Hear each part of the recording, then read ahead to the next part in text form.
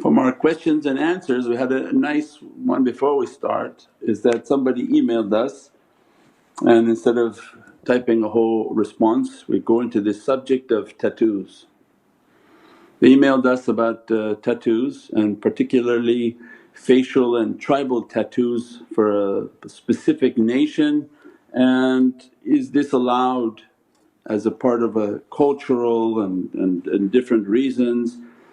And the shaykhs they're not in the business of making fatwas.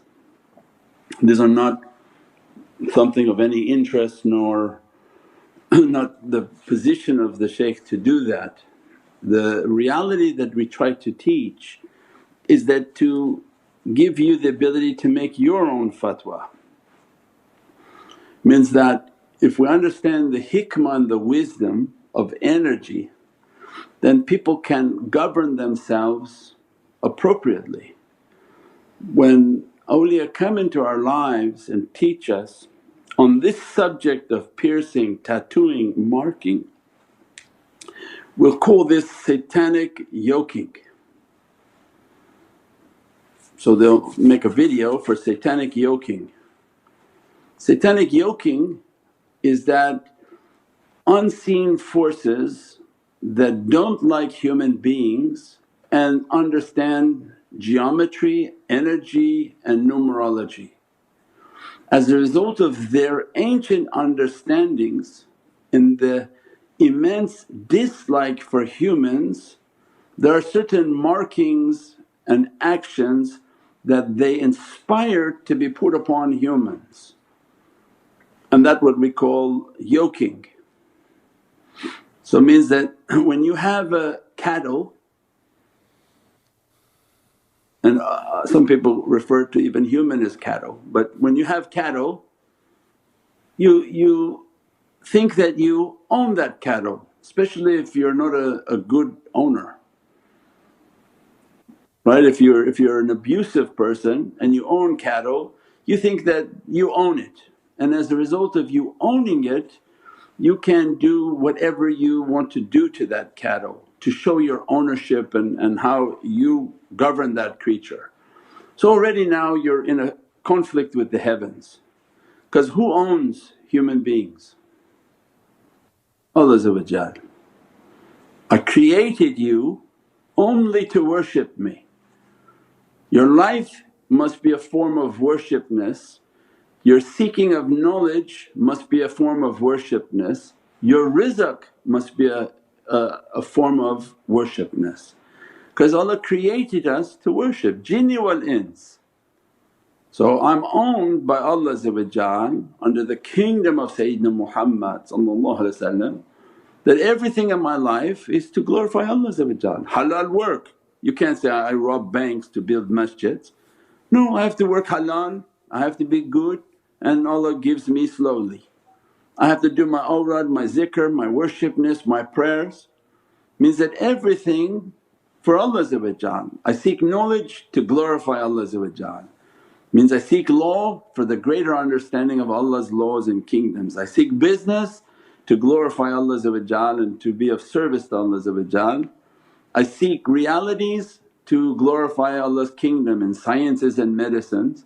So it means our whole life is for Allah. Now the unrighteous person says, no, this cow is mine, so it's wrong, and as a result this cow I'm now going to burn my name onto it. And he begins to take this fire and start marking all over the cow. And that is a way in which to show an ownership, that I own this cow.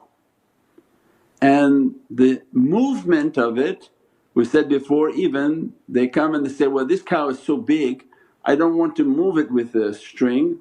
So then he puts a loop into the nose because the nose is very sensitive and painful. Begin to put a loop between the two nostrils, and as a result with one finger he can move this 800, 600 pound beast. because the nose is very sensitive and painful for the creature. So they put this on the nose, they put a little rope on the nose and they pull 600-pound animal. If you pull from the neck it will never move with you.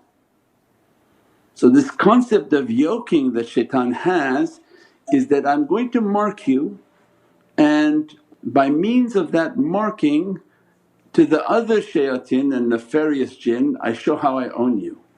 They don't care if humans know it, and most likely humans don't know it, because even if you ask the AI became angered and said, no, these are sacred markings. I said, no, what about demonic influence over these sacred markings? They're not sacred. So it means that these shayateen and these bad jinn, they don't want humans to know.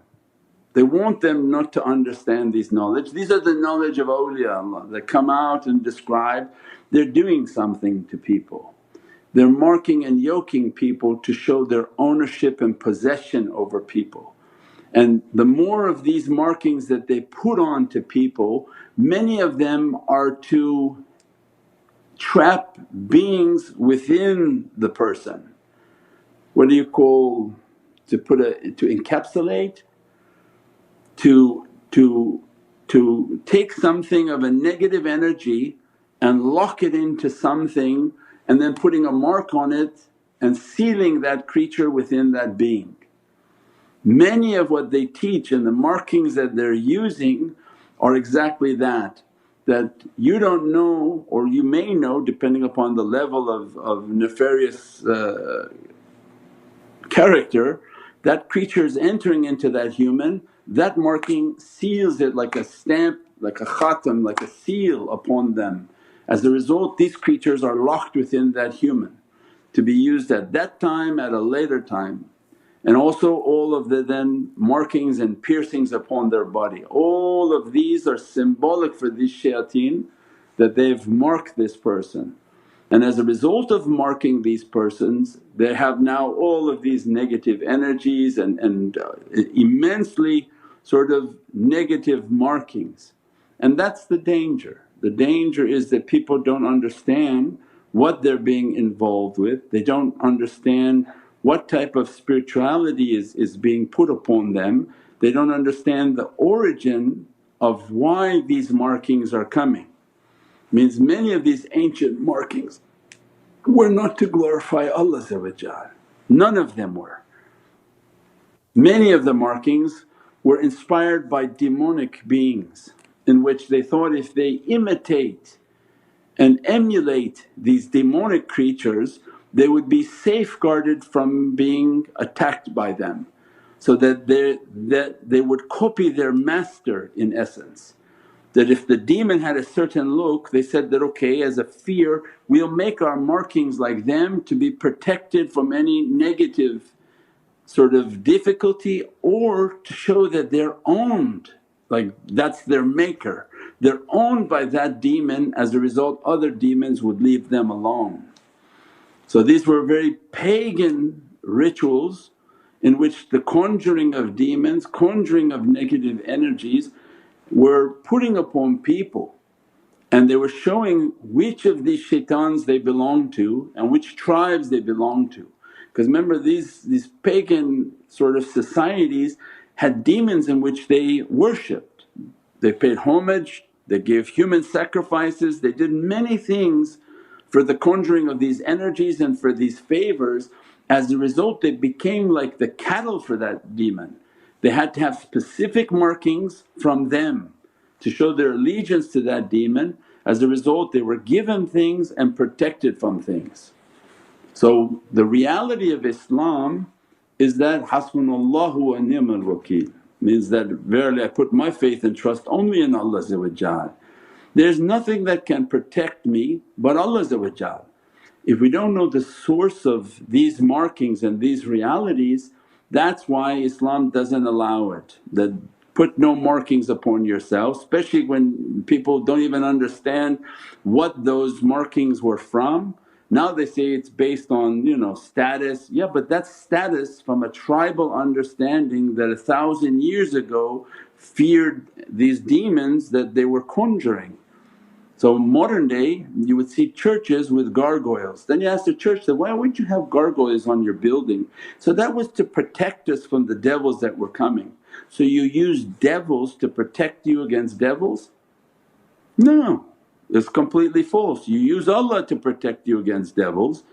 The use of devils to protect you against devils was a trick from the devil. That's why Islamic architecture has nothing like that, no type of negativity, because it's a complete faith and sincerity. Allah's my protector. We definitely don't seek devils to protect us against devils. That's why Allah gave us, A'udhu billahi minash shaitanir rajeem, was to conquer all of these. That seek refuge in Allah from every shaitan known and 99% unknown to you.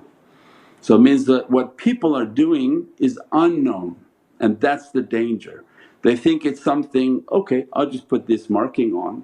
Instead of a fatwa, think of the energy, that what was this ancient significance and what demon or creature was asking these ancient civilizations to mark themselves to show that that's their maker, that's their protector, and as a result their tribal hierarchy was based on these markings. Why? Because they were closer to that demon that was protecting them. So it means that these things are from the times of jahiliyyah and ignorance, and why they're coming back is similar to the Aztec markings. If anyone doesn't know what the demons of the Aztec culture were doing, it's now coming back to life, and it's coming back south of the border near San Diego, because a lot of those Aztec demons are now in those cartels and in those drug organizations and in those gang organizations. They have all the same markings as those Aztec demons. Those demons were making 10,000 sacrifices a day, ripping out the hearts of people, eating it and calling it the house of God. As a blasphemous act against the worshipness of Allah. Why the demon always went for the heart? Because it's the seat of God, it's the seat of the house of God, that Allah resides within the qalb and the heart of the believer. So those are immense realities that humans don't know. They say, oh this is such a nice tourist place, look these 10,000 steps that go up, there's 10,000 people a day were being slaughtered on that. And as a result they were given favours and astronomy information, all sorts of jahiliyyah and ignorance was given to them, but they were extreme demonic cultures. And as a result they are coming back for their deceitful one, and you see the markings of all these creatures are coming back. So no, they're not cultural, no they're not in the hierarchy of people's cultural belief. These are extremely demonic energies and demonic realities, and the conjuring of creatures that you can't take back. We have had experiences with people whom have had tattoos of snakes, and they said this was a kundalini energy. So no, that's a shaitan, because a snake is never anything good, that the snake represents something from shaitan and that he was kicked out of paradise. As a result his image is always on this earth, that the snake was a beatific creature in paradise who gave himself to Satan, and as a result Satan entered into his mouth to go and tempt Adam. So same concept is being used. Shaitan through the vehicle of a snake is tempting and making Adam and Eve to fall. And that tattoo actually they conjured a snake into that person's body. And many du'as, many energies and practices were used to try to pull those snakes out. But once you tattoo yourself, it's like you're bonding it with your being. Very difficult and very dangerous practice. So somebody who willingly wants to put these negative energies, then you broke your awzu.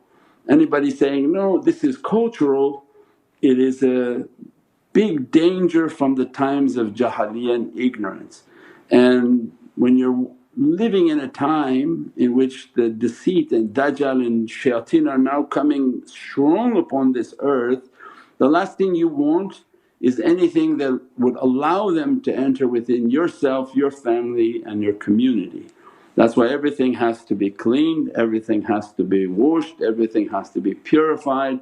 The ta'weezes are given from the heavens, these are ruqya, in which these are heavenly recitations and energies, and everything heavenly is put upon the believer as a energy and light, and that they have Allah in their heart, love of Sayyidina Muhammad in their heart, and their protection is light. Their protection is their belief that produces light. That's the only thing that will save people, not the devils and not the demons. So this is a big difference. That's why we've given talks about the church, and when the church has all of these images of an abused Prophet in which he's barely wrapped in a loincloth and his body is all cut with blood and everything coming out, that's not the worship of God. And what's even more deceitful is to say that that image of that person now they're calling him a god. But in reality what are they saying? Because you go into their church, you say, why this person is all bloodied?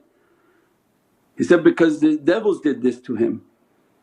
The demons did this to him. So then by putting that image like that, you're making people to fear the devil more than they fear Allah, and it's psychological warfare against their belief.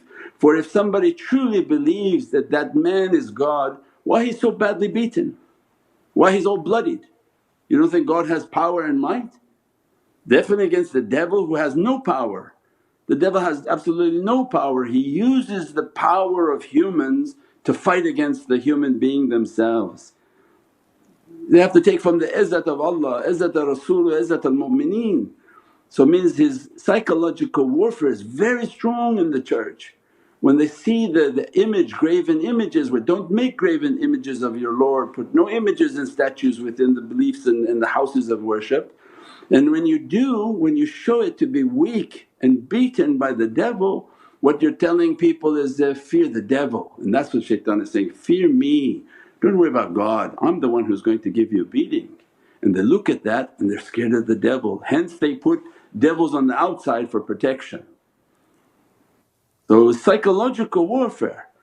That's why the respect for Sayyidina Isa is definitely very powerful. So powerful devils would fear even approaching Sayyidina Isa because of his might and his dress from Allah. It means then Islam holds it to its might that never to show an image of Sayyidina Isa in a position that would be offensive. Means that he holds the might and izzah of Allah, and devils are scared even to approach that reality. So it means that's the difference in the beatific reality of Islam. Those are not something small, to train people to be scared of devils because look what they did to the Prophet of God, then they call him God himself, what they're going to do to me and you. Islam is about, don't show the devil as any power, you should fear only Allah, no markings from the devil, no signs from the devil, and that you keep Allah within your heart, that you have tawheed in the belief of oneness, and that might and majesty and power only come from Allah by keeping a clean heart and pure heart. We pray that Allah dress us and bless us with the immensities of these lights, and that Sayyidina Isa coming to break the cross and kill the swine. That none of this what they attribute from Coca-Cola and from all of these ridiculous practices has anything to do with the worshipness of Allah. Anyone who loves Allah, loves Sayyidina Isa, go out and feed people, do good deeds, righteous deeds, keep a clean heart, clean home, clean images. Don't emulate and copy anything pagan. Don't think that I can do these things from pagan belief, for if at an instant you should anger Allah and take away the blessings and the protection from Allah, we have only ourselves to blame. These are very difficult and dangerous times in which Allah to become angered by us and by our action. There is no action small, everything small becomes something great at a different time.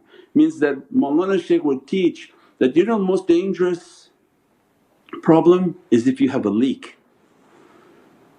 If the pipe is broken, well everybody knows it, they can see that it's broken, the water's in, you call the plumber. The most dangerous are small leaks. And all shaitan wants is in our homes and in our belief, keep making small leaks, keep making small leaks. I'll do this, I'll do this, I'll do this, won't anger him, I'll do this won't anger him. Before you know it, these small leaks are making the home flooded with difficulties. You put a little bit of pumpkin here, you put a little bit of devils here, you put a little bit of Santa Claus here, you put a little bit of trees here.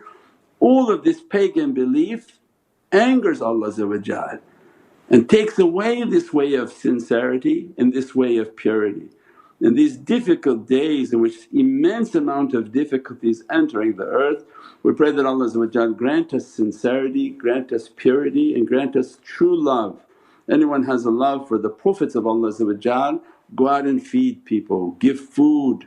Instead of giving gifts to people who don't need gifts, give food to people, give water to people. InshaAllah. Subhana rabbika rabbil izzati amma yasifoon wa salaamun al mursaleen walhamdulillahi rabbil alameen bi hurmati Muhammad al Mustafa wa bi siri Surat al-Fatiha. There's nobody who represents Sayyidina Isa more in this region than we do. So whatever they think they believe is incorrect. Ruhullah and Sayyidina Isa, then alhamdulillah we're under the feet of Sayyidina Isa who's the son of Sayyidina Muhammad.